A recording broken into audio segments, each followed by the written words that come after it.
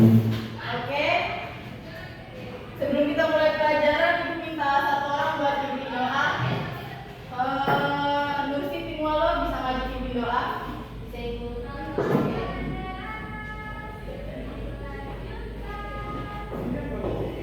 Teman-teman, sebelum kita memulai pelajaran hari ini, mari kita berdoa menurut agama dan dipercaya kita masing-masing. Berdoa mulai. Berdoa selesai. Baik, terima kasih Siti. Baik, sebelum ibu mulai materi pada pagi hari ini, ibu akan mengabsen dulu ya. Yang pertama, Nur Siti Mualo. Hadir ibu. Fitrawance. Hadir ibu. Ape. Hadir ibu. Fitrian Jualemuri. Hadir ibu. Belinda. Hadir ibu. Jamaah nggak hadir ya? Iya ibu. Kenapa dia nggak hadir? Sakit ibu. Oh, oke.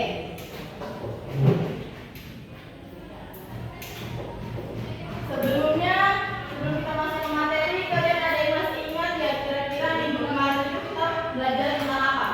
Tentang HAM ibu. Tentang HAM apa itu materinya? Kebebasan berekspresi bu. Kebebasan berekspresi.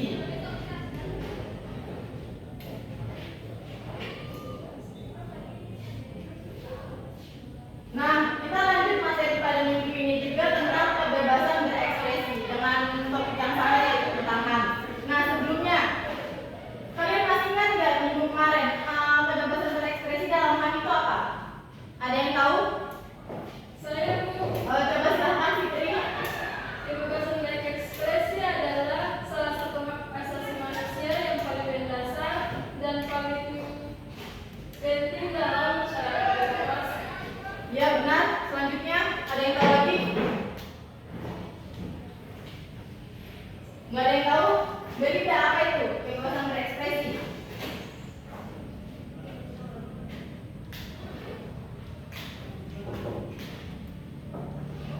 Saya ikut. Oke, silahkan Fitra. Kebebasan berekspresi adalah hak setiap orang untuk menyampaikan pendapat, pikiran, perasaan, dan informasi melalui lisan dan tulisan. Oke, pertama hak setiap orang. Selanjutnya apa lagi tadi? Untuk menyampaikan pendapat. Oke, kebebasan berarti ya. Kebebasan berpendapat. Oke, benar. Selanjutnya ada yang masih ingat ya kira-kira HAM itu apa? HAM. Oke, Fitra. Apa itu HAM? HAM adalah hak asasi manusia yang dimiliki oleh setiap individu dari mereka masih dalam kandungan. Ya, benar. Fitri, apa itu HAM? Hak yang melekat kepada diri manusia sejak dia lahir. Ya, benar. Nah, HAM adalah konsep hukum yang normatif yang menyatakan bahwa setiap individu memiliki hak-hak yang melekat pada dirinya, bukan semata-mata karena ia adalah seorang manusia, bukan karena pemberian dari negara, agama, atau kelompok tertentu. Nah, hak ini adalah hak yang sudah dimiliki oleh manusia atau oleh individu sejak dia lahir. Nah, selanjutnya di sini ibu ingin tahu kira-kira kalian sudah ini belum?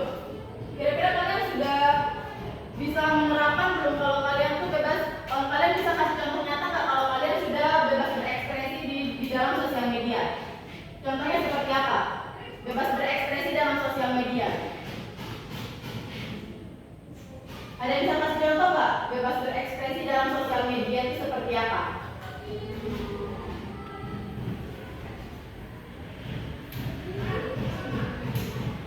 Bebas silakan Fitri. Seperti mengomentari postingan seseorang yang dia posting. Ya benar. Coba yang lain, ada yang tahu? Banyak sekali kebebasan berekspresi dalam bersosial media. Seperti kalian memposting sesuatu, atau kalian upload sesuatu terus meng-tag seseorang, atau kalian mengomentari seseorang.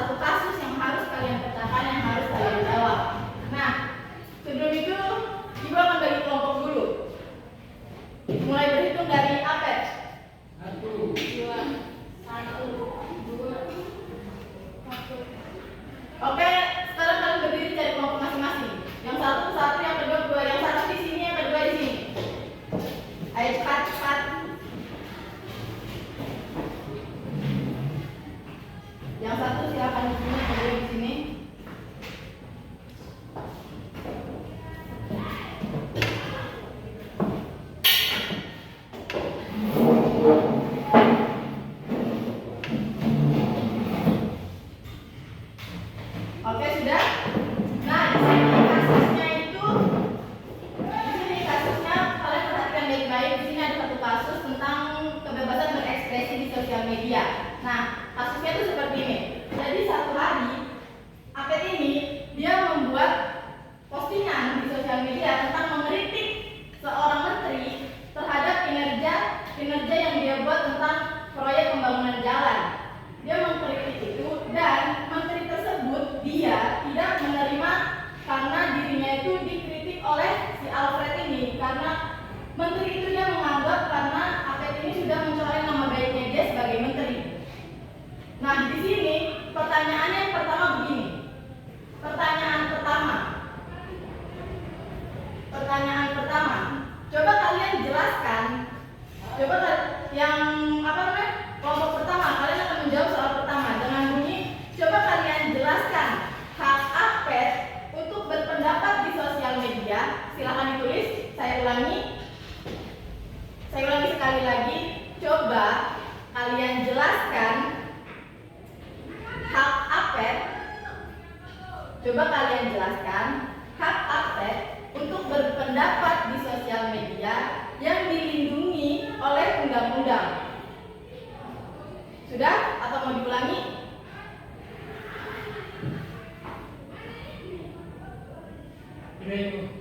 Oke.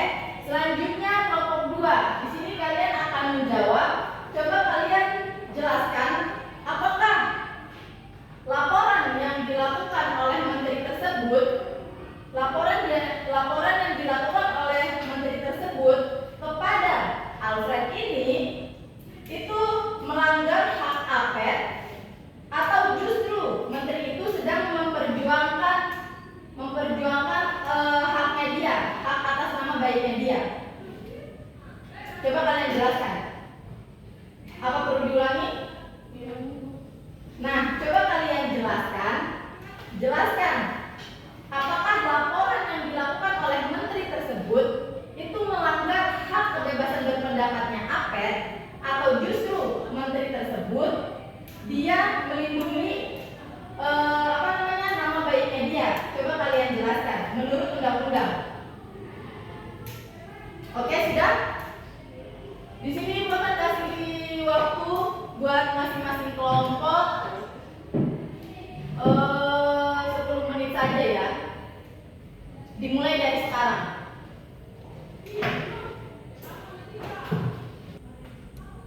Oke, Ibu kira waktunya sudah cukup. Sekarang kita lanjut ke jawaban dari masing-masing kelompok.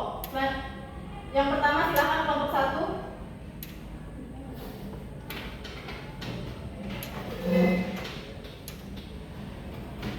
Ya baik Ibu, terima kasih atas kesempatannya yang diberikan kepada kami kelompok 1. Di sini kami akan menginformasikan hasil kerja kami pada diri pertama. Saya persilakan. Jadi pertanyaannya itu, jelaskan hak Apet untuk berpendapat di sosial media yang dilindungi undang-undang.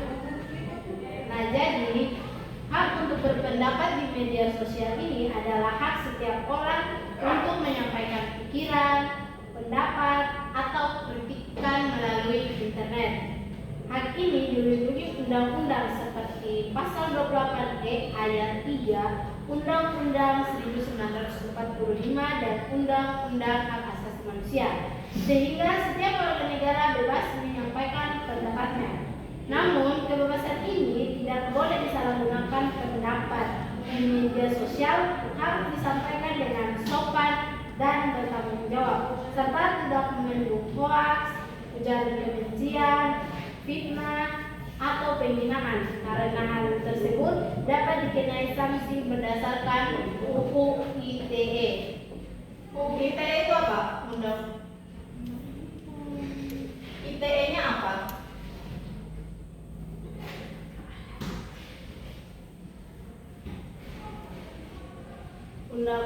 Undang-Undang ITE adalah singkatan dari Undang-Undang Informasi dan Transaksi Elektronik.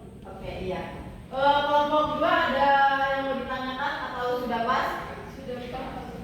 Oke, terima kasih kelompok 1. Berikan aplaus pada kelompok 1. Selanjutnya kelompok 2, ayo. Baik, terima kasih Ibu telah memberikan kesempatan kepada kami kelompok 2 untuk mempresentasikan pertanyaan yang tadi. Dengan itu, saya mempersilakan kepada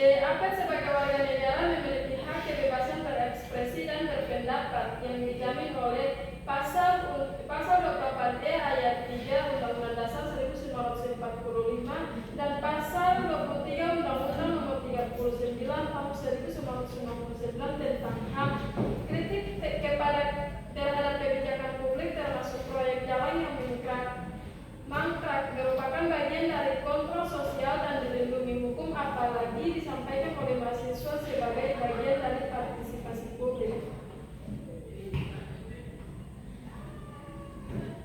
Dan apakah laporan PMSD Kepala Dinas melanggar hak si Apet tersebut? Tidak serta-merta melanggar hak kebebasan berpendapat. Alasannya, setiap orang termasuk pejabat publik memiliki hak untuk melindungi kehormatan dan nama baiknya. Yang kedua, melaporkan ke aparat penegak hukum adalah hak konstitusional, bukan tindakan otomatis yang melanggar HAM. Itu saja jawaban dari kami. Jadi menurut kamu yang dilakukan menteri ini tidak melanggar hak kebebasannya Apet? Iya. Karena menteri ini juga dia termasuk orang yang dilindungi, begitu? Begitu? Iya. Oke. Kelompok 1 ada yang mau ditanyakan? Pas? Oke, terima kasih untuk kelompok 2. Jawaban yang sangat bagus untuk kedua kelompok. Mari beri tepuk tangan. Oke. Selanjutnya Ibu minta salah satu dari kalian ada yang memberikan kesimpulan untuk materi yang kita pelajari hari ini. Untuk itu Ibu persilakan. Siapa yang mau? Baik, itu saya, Bu. Oke, silakan Alfred. Ya, terkait kasus yang sudah diberikan oleh Ibu dan jawaban yang disampaikan oleh kelompok 1 dan kelompok 2, dapat saya simpulkan bahwa kasus Apet ini menunjukkan adanya benturan antara kebebasan berekspresi dan perlindungan nama baik. Unggahan Apet pada dasarnya merupakan bentuk kebebasan berpendapat yang dilindungi oleh HAM. Namun menjadi permasalahannya ketika disertai tuduhan korupsi tanpa bukti yang jelas. Laporan yang dilakukan oleh pejabat kepada aparat dan otomatis melanggar hak kebebasan berpendapat, melainkan dapat dipandang sebagai upaya hukum untuk melindungi nama baik sesuai undang-undang. Oleh karena itu, kebebasan berekspresi harus dijalankan secara bertanggung jawab, sementara pejabat publik juga wajib bersikap terbuka terhadap kritikan demi menjaga demokrasi dan keadilan. Mungkin itu kesimpulan yang dapat saya sampaikan terkait jawaban yang sudah diberikan. Terima kasih. Baik, terima kasih Saudara Apet. Nah, di sini Ibu akan menambahkan sedikit kesimpulan untuk materi kita hari ini. Nah, di sini kebebasan berekspresi itu merupakan hak yang fundamental yang dijamin dengan pasal Undang-Undang 19 HAM dan pasal 28E Undang-Undang Dasar 1945 memberi hak kepada setiap orang untuk mencari, menerima, dan menyampaikan pendapat. Namun, di era digital ini, hak itu harus dijalankan secara bertanggung jawab dengan memegang etika digital agar tidak melanggar hak orang lain melalui ujaran kebencian yang kita tulis, terus hoax atau bentuk informasi lainnya. Dengan demikian, kebebasan berekspresi dapat berjalan seimbang dan menciptakan ruang digital yang aman, demokratis, dan menghargai sesama manusia. Nah, mungkin itu saja materi kita untuk hari ini. Untuk materi kita minggu depan, Ibu akan memberikan kalian tugas untuk materi minggu depan, yaitu materi minggu depan kita masih berkaitan dengan HAM, tapi dengan topik toleransi. Nah, di sini tugas kalian buat minggu depan, kalian cari masalah-masalah HAM yang ada di Indonesia yang berkaitan dengan toleransi. Satu orang kasih satu contoh. Sudah? Baik, itu. Mungkin itu saja untuk hari ini. Kita tutup materi hari ini. Ibu tutup. Wassalamualaikum warahmatullahi wabarakatuh. Waalaikumsalam. Tapi sebelum tutup, satu orang wajib pimpin doa buat kita sama-sama pulang. Baik.